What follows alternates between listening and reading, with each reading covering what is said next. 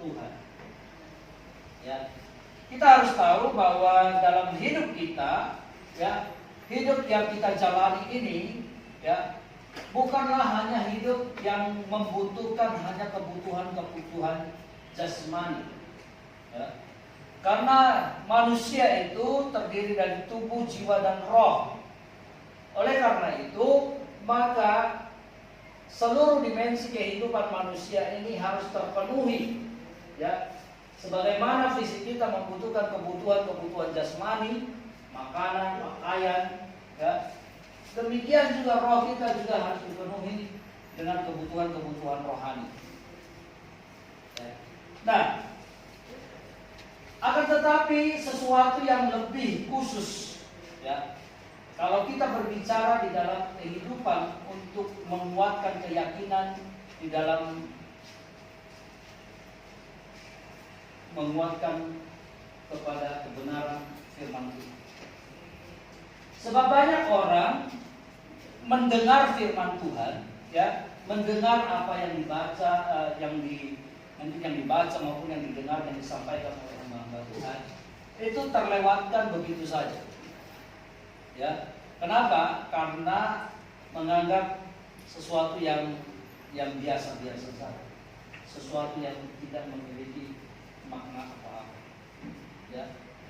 Atau barangkali ada juga orang yang terkadang sulit untuk mencerna firman Tuhan, walaupun dibaca, walaupun terus-menerus dibaca, tetapi tidak mengerti. Ya. Nah, itu kendala.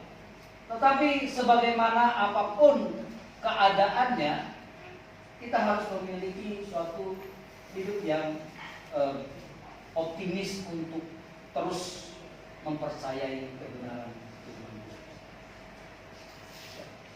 Nah, setidaknya ada dua hal yang mau Bapak sampaikan dalam menguatkan kepercayaan kepada kebenaran Tuhan melalui ayat ini. Ya. Pertama, dikatakan adalah bahwa Injil yang diberitakan bukan disampaikan kepada kita, kepada kamu dengan kata-kata. Ya, bukan hanya sebuah kata-kata, bukan hanya sebuah tulisan, tetapi dengan kekuatan oleh Roh Kudus. Ya, ini yang perlu. Kebenaran kuasa firman Tuhan itu diberitakan karena ada kekuatan oleh Roh Kudus. Inilah yang membedakan berita firman Tuhan dengan berita-berita yang memberikan motivasi. Mungkin kalau di antara kalian mengenal namanya Mario Teguh, tahu? Ya? Mario Teguh itu dulu, sekarang sudah tidak lagi muncul. Karena kalau di televisi itu sering muncul di Metro TV, ya, dan selalu berkata super sekali. Nggak tahu? Ya, Mario Teguh itu adalah seorang motivator yang luar biasa. Ya. Kalau kata-katanya itu, kalau memberikan motivasi kepada orang lain, itu bisa orang terkesima, bisa orang bersemangat dalam menjalani kehidupan.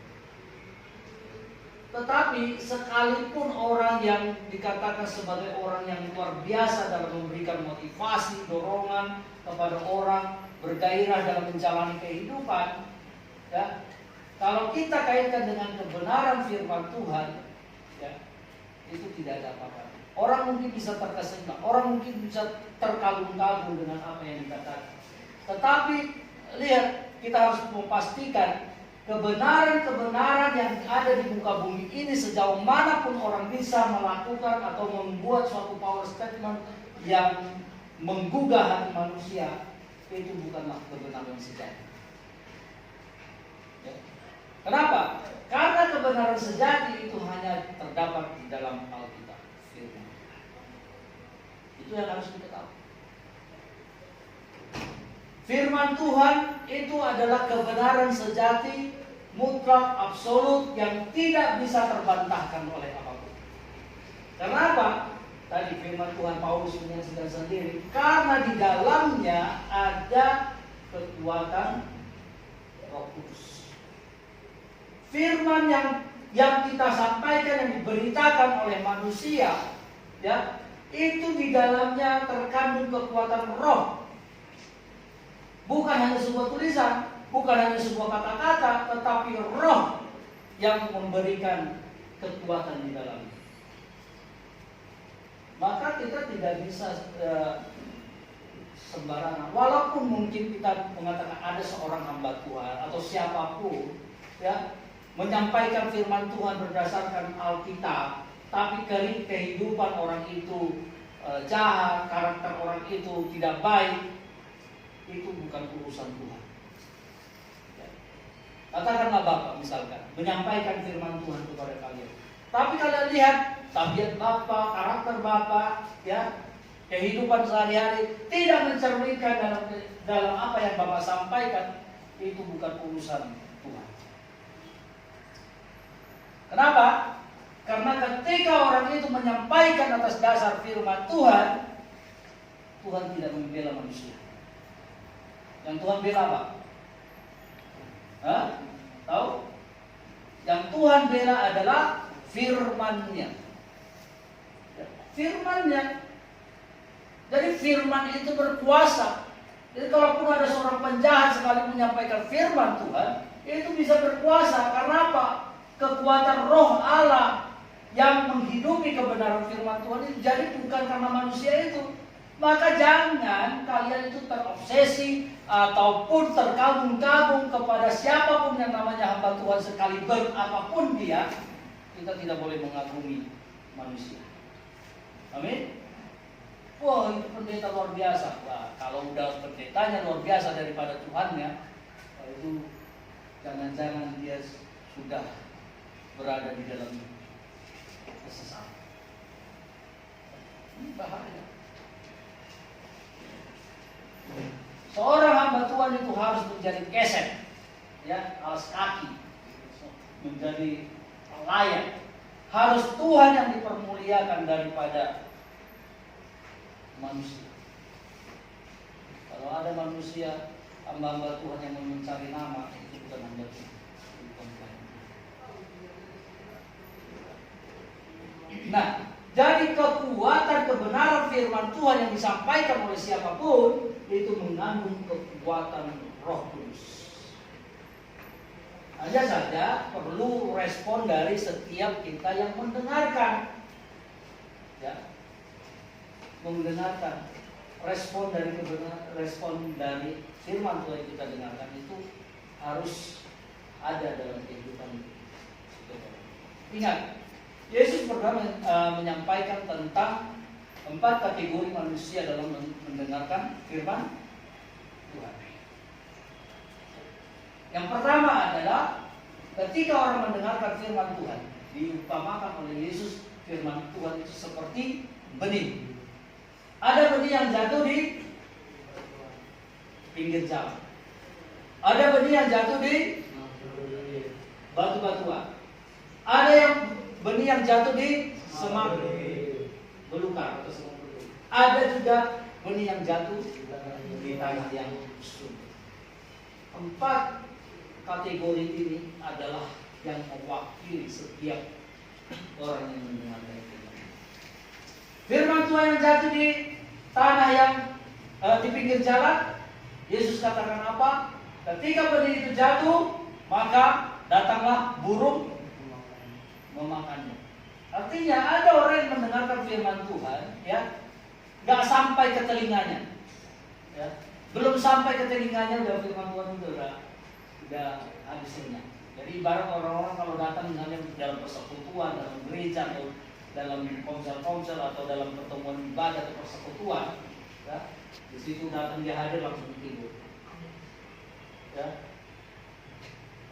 bisa jadi tidur, nggak tahu apa yang disampaikan orang, nggak ngerti, nggak terdengar dari awal sampai akhir.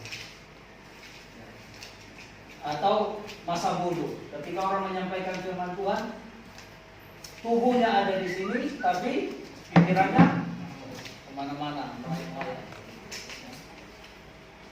Itu ibarat benih yang disampaikan tapi jatuh di pinggir jalan. Yang kedua adalah benih yang jatuh di berbatu-batuan. Ya. Orang yang benih yang jatuh dalam firman, benih yang jatuh di batu-batuan itu apa? Tuhan Yesus katakan, benih itu tidak sempat berakar, tidak bertumbuh, terhimpit oleh batu. Firman, jadi kekhawatiran, kecemasan, persoalan-persoalan hidup itu lebih menekan kehidupannya, batin. Jadi ketika disampaikan firman Tuhan pun dia tidak bisa melihat kuasa kebenaran firman Tuhan karena ada kekhawatiran yang terus menghimpit sehingga tidak berakar. Walaupun dia dengar firman Tuhan tak berakar. Ya? Ada kita nasihat firman Tuhan, kuatlah, jangan khawatir. Sampai kapan itu tidak akan ber. Yang ketiga apa? Firman Tuhan yang disemak. Wah, dengar firman Tuhan, yes, amin. Gitu ya. Jadi dia berakar sedikit, tapi karena ada semak itu, godaannya itulah yang lain lebih mempesona, akhirnya apa? Beralih. Ya. Tapi yang Tuhan inginkan adalah benih yang jatuh di tanah yang subur. Firman itu bertumbuh, berakar, bertumbuh, dan akhirnya menghasilkan buah. Nah, tetapi sekalipun demikian, ya,